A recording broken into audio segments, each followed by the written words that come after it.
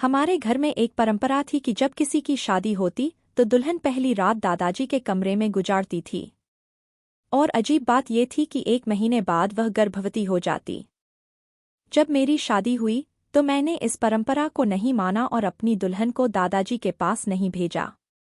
लेकिन शादी के 2 साल बाद भी हमारे कोई बच्चा नहीं हुआ। मजबूरन एक दिन मैंने अपनी पत्नी को दादाजी के कमरे में भेजा और खुद छुपकर देखने लगा। जो मैंने देखा उससे मेरे रोंगटे खड़े हो गए। बुजुर्ग किसी भी परिवार के लिए अहम होते हैं, लेकिन जब बुजुर्ग गलत रास्ते पर चल निकले तो उस परिवार का क्या होगा।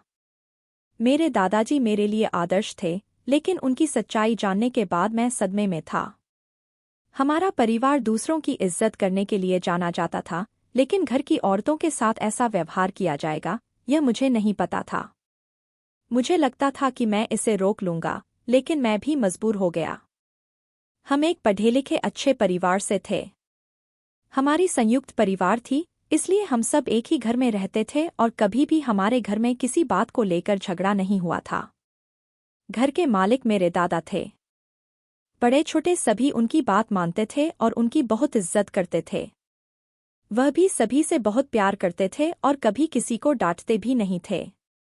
लेकिन हमारे परिवार में एक अजीब सी परंपरा थी, जिसे सुनकर अक्सर लोग अपनी बेटियां देने से इनकार कर देते थे। इसीलिए हमारे बड़ों ने अब इस परंपरा को मिटाना शुरू कर दिया।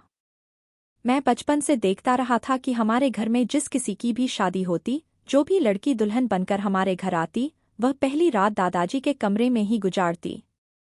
बचपन में तो मुझे इस चीज की बिल्कुल भी समझ नहीं थी, लेकिन जैसे जैसे मैं बड़ा होता गया यह अजीब परंपरा मेरे दिमाग में सवाल पैदा करने लगी।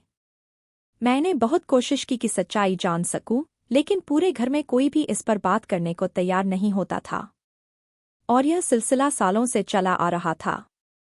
हैरत की बात तो यह थी कि जो भी लड़की दादाजी के कमरे में रात गुजारती वह 1 महीने के अंदर ही गर्भवती हो जाती थी।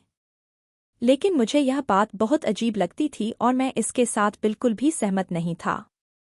मैं अपने सारे भाइयों में तीसरे नंबर पर था और मेरे बड़े भाइयों की पत्नियों के साथ भी यही किया गया था, लेकिन उन्होंने कुछ भी नहीं कहा। इस पर मेरी उन सब से बहुत बहस भी हुई, लेकिन कोई भी मेरे सवाल का जवाब नहीं देता था। और अब मुझे इस चीज का जवाब चाहिए था, क्योंकि घर में मेरी शादी की बात चल रही थी और मैं जानता था कि मेरे साथ भी यही सब होगा। लेकिन मैं यह नहीं करना चाहता था। शादी के दिन मैंने अपने बड़े भाइयों से कह दिया कि मैं अपनी पत्नी को दादाजी के कमरे में नहीं छोड़ूंगा और अपनी पत्नी का हाथ पकड़कर अपने कमरे में चला गया। मुझे लगा कि इसके बाद दादाजी का व्यवहार बदल जाएगा, लेकिन उन्होंने मुझे एक शब्द भी नहीं कहा। उनका व्यवहार सामान्य ही था। लेकिन हमारी शादी को 2 साल हो गए और अभी तक बच्चे की कोई उम्मीद नहीं थी। डॉक्टर के पास गए तो सभी टेस्ट सही थे, फिर भी कुछ नहीं हुआ। मेरे भाई मुझे अक्सर कहते थे कि तुमने गलत किया, अब सारी जिंदगी बच्चे के लिए तरसोगे।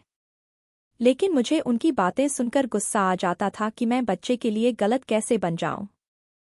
कैसे अपनी पत्नी को किसी दूसरे के कमरे में भेजूं? भले ही वह मेरे दादा हों, लेकिन मेरी पत्नी के लिए तो गैर ही हैं। मैं कभी इतना बेगैरत नहीं हो सकता कि अपनी पत्नी को अपने हाथों से उनके पास भेज दूं। मेरी पत्नी को भी यह परंपरा बिल्कुल पसंद नहीं थी और उसको बहुत अजीब लगता था। लेकिन जैसे जैसे समय बीतता जा रहा था, लोगों की बातें हमें डिप्रेशन में डाल रही थीं। क्योंकि हमारे परिवार में सबके बच्चे थे, सिर्फ हम ही थे जिनके पास इतने सालों से कोई बच्चा नहीं था और कोई उम्मीद भी नहीं थी। मेरी पत्नी अब खोई खोई सी रहने लगी थी, शायद डिप्रेशन में आ गई थी। वह चिड़चिड़ी सी हो गई थी। एक दिन उसने खुद कहा कि मुझे दादाजी के कमरे में भेज दें। मैं उसकी बात सुनकर गुस्से में आ गया कि मैं ऐसा नहीं कर सकता। लेकिन उसने कहा कि हम हमेशा बिना बच्चे के तो नहीं रह सकते, इसलिए आपको यह करना ही पड़ेगा। मैं उसकी बात से बिल्कुल सहमत नहीं था और मैंने उसे डांटकर चुप करा दिया कि अगर बच्चा होना होगा तो भगवान हमें दे देगा। लेकिन वक्त गुजरने के साथ उसकी चिंता बढ़ती जा रही थी और कोई उम्मीद नजर न आने की वजह से मैं भी अंदर ही अंदर टूट रहा था। जहां बाकी सबने अपनी पत्नियों को दादाजी के कमरे में भेज दिया था, वहां मैंने भी अपनी पत्नी को भेजा तो उससे क्या हो जाएगा। आखिरकार बहुत मजबूर होकर एक दिन मैंने दादाजी से कहा कि मैं आज रात अपनी पत्नी को आपके कमरे में छोड़कर जाऊंगा। उन्होंने कहा कि ठीक है, और उसके बाद वह कुछ भी नहीं बोले। रात हुई तो मैंने सोच लिया कि मैं पहले ही जाकर कमरे में छुप जाऊंगा और देख लूंगा। लेकिन उसी रात मेरे दोस्त का एक्सीडेंट हो गया और मुझे इमरजेंसी में हॉस्पिटल जाना पड़ा। क्योंकि मैं वादा कर चुका था, इसलिए उस रात को मेरी पत्नी दादाजी के कमरे में गई। दूसरे दिन जब मैं वापस आया तो मेरी पत्नी अपने कमरे में ही थी। मैंने उससे पूछा कि रात को क्या हुआ। उसने कहा कि मुझे तो कुछ भी नहीं पता। जब मैं दादाजी के कमरे में गई तो उन्होंने मेरे सिर पर हाथ रखा और उसके बाद एक अजीब सी खुशबू आई। मुझे कुछ होश नहीं रहा। सुबह जब होश आया तो मैं उनके बिस्तर पर सो रही थी और दादाजी सोफे पर बैठकर अखबार पढ़ रहे थे। उसकी बात सुनकर मुझे अजीब सा महसूस हुआ कि दादाजी को मेरी पत्नी को बेहोश करने की क्या जरूरत थी, जबकि मैंने खुद अपनी मर्जी से उसे भेजा था। अब तो यह बात मुझे और भी गलत लगने लगी, लेकिन कोई भी कुछ बताने को तैयार नहीं था। मैंने दादाजी से भी सवाल किया तो उन्होंने कहा कि अभी वक्त नहीं है, इसका वक्त आया तो मैं इसका जवाब तुम्हें खुद दूंगा। लेकिन अपनी पत्नी को खुश देखकर मैं भी चुप हो गया। फिर सच में 1 महीने के बाद मेरी पत्नी गर्भवती हो गई। अब तो मुझे अजीब सा महसूस होने लगा कि यह बच्चा मेरा है भी या नहीं। लेकिन मेरी पत्नी इस बच्चे को पाकर बहुत खुश थी और उसे खुश देखकर मैं भी खुश होने लगा। लेकिन दिल के अंदर शक खत्म ही नहीं हो रहा था और मैंने अपनी पत्नी के सामने यह जाहिर नहीं होने दिया, क्योंकि इससे उसकी खुशी खराब हो सकती थी। मैंने सोच लिया कि मैं बच्चे के पैदा होने के बाद उसका डीएनए टेस्ट करवा लूंगा और फिर दादाजी से सवाल करूंगा। वह वक्त मेरे लिए बहुत मुश्किल था, क्योंकि जब भी मैं अपने बच्चे की खुशी महसूस करता वह एक रात मेरे दिमाग में आ जाती और मैं ठीक से खुश भी नहीं हो पाता। मैं परेशान था कि किसी तरह वह वक्त खत्म हो और भगवान ने मुझे चांद जैसा बेटा दिया। यह खुशी इतने सालों के बाद मिली थी, इसलिए सभी बहुत ज्यादा खुश थे और सबसे ज्यादा शायद मेरे दादाजी खुश थे, क्योंकि अपने सभी बच्चों में उन्हें सबसे ज्यादा मुझसे प्यार था और मेरे बच्चे की खुशी शायद उन्हें सबसे ज्यादा थी। मेरी आंखों में शक की पट्टी बंधी हुई थी और मैं उनकी खुशी को भी शक की निगाह से देख रहा था। जब हमारा सारा परिवार खुशियां मनाकर चला गया तो एक दिन मैंने चुपके से बच्चे को उठाया और निकल गया। मेरी पत्नी ने पूछा कि कहाँ जा रहे हो, तो मैंने कहा बाहर घुमा कर लाता हूँ, और बच्चे को अस्पताल ले गया। वहां जाकर मैंने अपना और बच्चे का डीएनए टेस्ट करवाया। मेरे मन में कहीं न कहीं यह बात थी कि यह बच्चा मेरा नहीं है और यही चीज मुझे दिल से खुशी नहीं दे पा रही थी, इसलिए मुझे टेस्ट करवाना पड़ा। रिपोर्ट 3 दिन बाद आनी थी। 3 दिन मैंने कैसे गुजारे यह मुझे ही मालूम है। जिस दिन रिपोर्ट मिलने वाली थी उस दिन सुबह से ही मेरे दिल का बुरा हाल हो रहा था। बार बार एक सवाल मेरे दिमाग में आ रहा था कि अगर यह बच्चा मेरा नहीं हुआ तो मैं कैसे उसको अपना बच्चा मान लूंगा और दादाजी से क्या सवाल करूंगा, जबकि मैंने खुद अपनी पत्नी को उनके कमरे में छोड़ा था। जब रिपोर्ट लेने गया तो रिपोर्ट पकड़ते हुए मेरा बीपी हाई हो गया। शायद बहुत ज्यादा टेंशन लेने की वजह से मुझे इमरजेंसी में ले जाया गया। डॉक्टर मेरे घरवालों को बताना चाहते थे, लेकिन मैंने मना कर दिया कि अगर वे सब यहाँ आएंगे तो टेस्ट का राज भी खुल जाएगा। रिपोर्ट लेकर घर आ गया। मुझ में हिम्मत नहीं थी कि मैं वह खोलकर देख सकूं कि उसमें क्या है। टेस्ट तो मैंने करवा लिया था, लेकिन अब खोलकर देखने की हिम्मत नहीं हो रही थी और खुद पर गुस्सा भी आ रहा था कि मैंने बाकी सब की तरह जो है जैसा है उसी आधार पर फैसला क्यों नहीं कर लिया। मैंने क्यों इस सारे चक्कर में पड़ा। लेकिन कहते हैं ना कि किसी का दिमाग बहुत दूर तक जाता है, और शायद मेरे साथ भी यही हुआ था। मैं वह रिपोर्ट लेकर घर तो आ गया था, लेकिन 3-4 घंटे गुजरने के बाद भी मैं अपने अंदर हिम्मत पैदा न कर सका कि मैं इस रिपोर्ट को खोलकर देख लूं।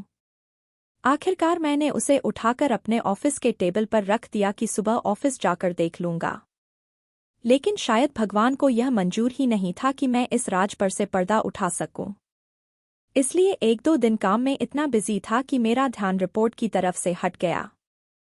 जब मैंने दोबारा से रिपोर्ट को ढूंढा तो वह मुझे मिली ही नहीं। शायद कागजात में कहीं आगे पीछे हो गई थी। मैंने पूरा ऑफिस छान मारा, लेकिन वह रिपोर्ट मुझे मिली ही नहीं। मुझे समझ आ गया कि भगवान भी नहीं चाहते कि मैं इस राज से पर्दा उठा दूं। इसलिए मैंने जो है, जैसा है, उसी आधार पर अपने बच्चे को स्वीकार कर लिया। इस सिलसिले में 2 साल और गुजर गए और मेरी पत्नी एक बार फिर से गर्भवती हो गई। अब वही सवाल दोबारा से मेरे दिमाग में घूमने लगे कि इस बार मैंने पत्नी को दादाजी के कमरे में भी नहीं भेजा था, तो फिर वह प्रेग्नेंट कैसे हो गई और क्या मेरी पत्नी ने मेरे साथ धोखा किया है? लेकिन ऐसा हो नहीं सकता था क्योंकि मेरी पत्नी बहुत अच्छी औरत थी। कभी कोई काम मुझसे बिना पूछे नहीं करती थी। एक बार फिर वही सवाल मेरे दिमाग में घूमने लगे। अब मेरा बेटा इतना बड़ा हो गया था कि मैं उसको दोबारा ले जाकर डीएनए टेस्ट करवा सकता था। इसलिए अपने बड़े बेटे को साथ लेकर मैं हॉस्पिटल चला गया और इस बार मैंने इमरजेंसी के तौर पर रिपोर्ट निकलवाई और वहीं खड़े खड़े रिपोर्ट देखी।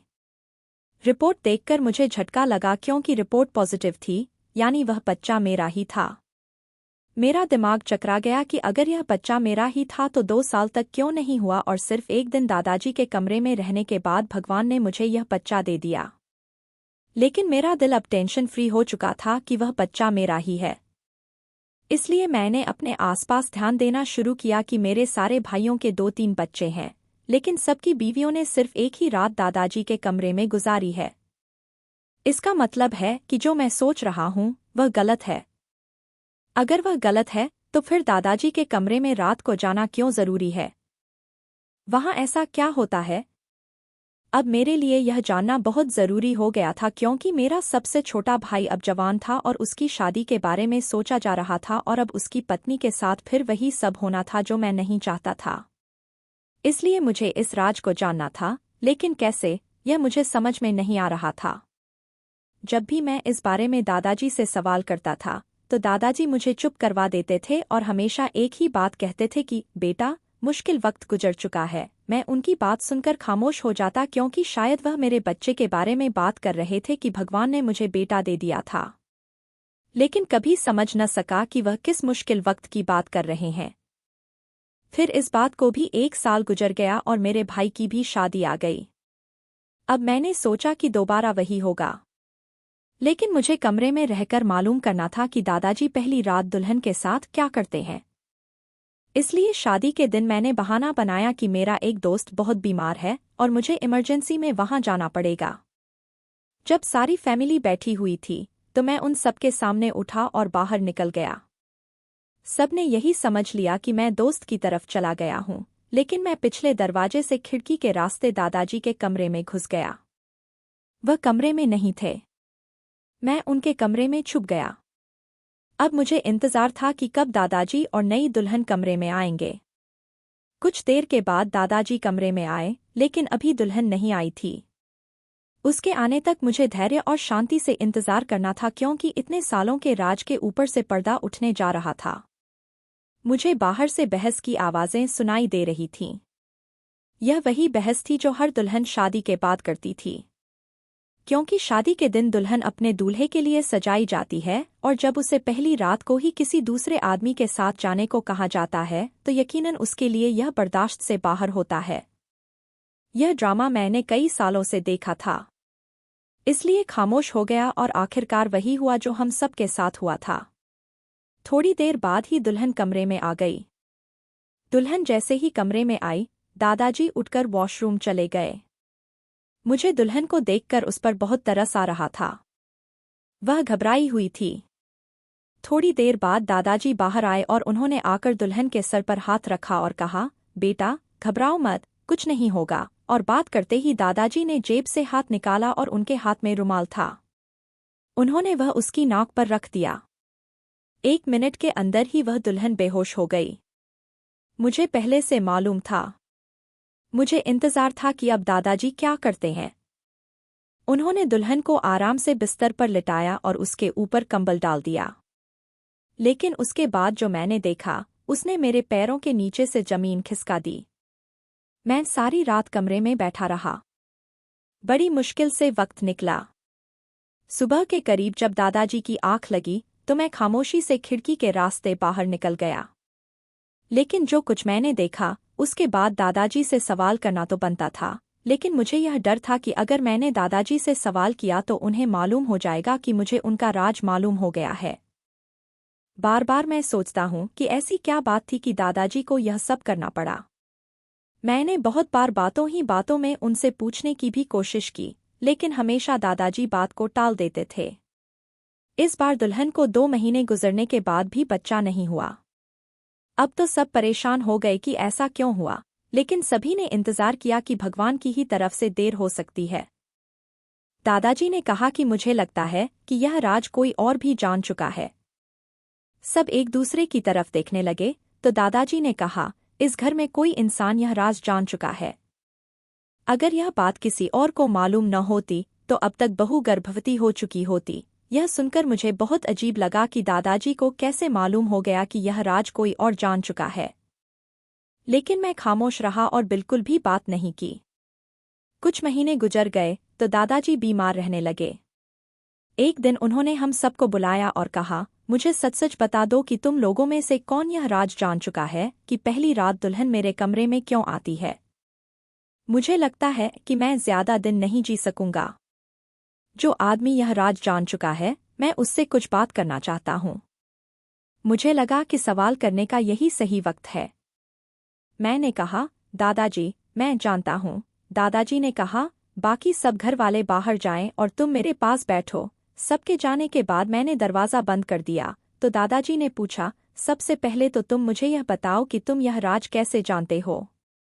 मैंने उन्हें सारी सच्चाई बता दी कि मैंने छुपकर सब कुछ देखा है। उन्होंने कहा, तुम इस राज को जान चुके हो तो अब यह राज तुम्हारे पास एक अमानत है। तुम्हारे पापा, बड़े पापा, चाचा, भाइयों में से कोई भी इस राज को नहीं जानता है। मेरे मरने के बाद यह राज सब घर वालों को इकट्ठा करके बता देना, क्योंकि मैं जानता हूँ कि सबके दिलों में मेरे खिलाफ कुछ न कुछ गलतफहमी है। लेकिन मेरे मरने के बाद मैं चाहता हूँ कि सबके दिल साफ हो जाएं। मेरी तरफ से मैं कोई भी गलतफहमी अपने सर पर लेकर नहीं जाना चाहता। मैंने दादाजी से सीधे सीधे सवाल किया, यह सब क्या है? आप मुझे पूरी बात समझाइए ताकि मैं सबके सवालों के जवाब दे सकूं। उन्होंने कहा, सबको यही लगता है कि मैं जो भी दुल्हन आती है उसके साथ पहली रात कुछ गलत करता हूँ, मगर ऐसा नहीं है। हकीकत यह है कि बहुत पहले मेरे परदादा के वक्त में जादू टोना और यह सारी चीज़ें बहुत ज्यादा हुआ करती थीं। हमारे खानदान में कोई भी औरत जब गर्भवती होती थी तो एक जादूगर ने जादू के जरिए से उसकी औलाद को बांध दिया कि इस खानदान में कभी भी औलाद नहीं हो सकती। एक बुजुर्ग ने इस जादू का तोड़ दिया था और उन्होंने कहा था कि 7 पीढ़ियों तक आपको यह काम करना ही पड़ेगा। और वह यह काम है कि घर में शादी होकर जो भी दुल्हन आएगी, उस घर का जो भी बड़ा होगा वह उसे एक रात अपने पास रखेगा और कुछ मंत्र पढ़ेगा जो कि उस बुजुर्ग ने बताए थे। ये मंत्र किसी और को मालूम नहीं होने चाहिए। इसलिए जो भी दुल्हन होती थी उसे बेहोश कर दिया जाता था और मंत्र पढ़कर उसके शरीर के एक हिस्से में काला धागा बांधा जाता था। यह काम 7 पीढ़ियों से चलता आ रहा है। मुझसे पहले मेरे दादाजी और उनके दादाजी यह सब करते थे। अब तुम लोग 7वीं पीढ़ी हो। तुम लोगों के बाद यह काम नहीं करना पड़ेगा। तुमने अपनी पत्नी पर यह काम नहीं करवाया था, इसलिए जादू का असर वहां पर था और तुम्हें बच्चा नहीं हो रहा था। मैंने तुम्हारी पत्नी के साथ भी यही किया था और इसलिए तुम्हें बच्चा हो गया। यह राज कोई भी नहीं जानता है। मैंने आज तक अपने घर की किसी दुल्हन को हाथ तक नहीं लगाया। वह मेरे घर की इज्जत है। मेरे मरने के बाद यह सच सबको बता देना, जिससे कि सबके दिलों से मेरे लिए शक खत्म हो जाए। मैं दादाजी की बात सुनकर खामोश रह गया और उनसे वादा किया कि उनके मरने के बाद यह राज सबको बता दूंगा। दादाजी के मरने के बाद अगले ही दिन मैंने सबको इकट्ठा किया और उन्हें सारी सच्चाई बता दी, जिसके बाद सबके दिलों में दादाजी के प्रति जो भी शक था वह खत्म हो गया। दादाजी के कमरे से सारी जड़ी बूटियां निकालकर बहते हुए पानी में बहा दीं। इस तरह 7 पीढ़ी पहले होने वाले एक जादू से हम सब की जान छूट गई। दोस्तों, उम्मीद है आपको हमारी कहानी पसंद आई होगी। अगर कहानी पसंद आई हो तो वीडियो को लाइक करें, चैनल को सब्सक्राइब करें और नोटिफिकेशन बेल को दबाएं ताकि अगली अपडेट सबसे पहले आपको मिले।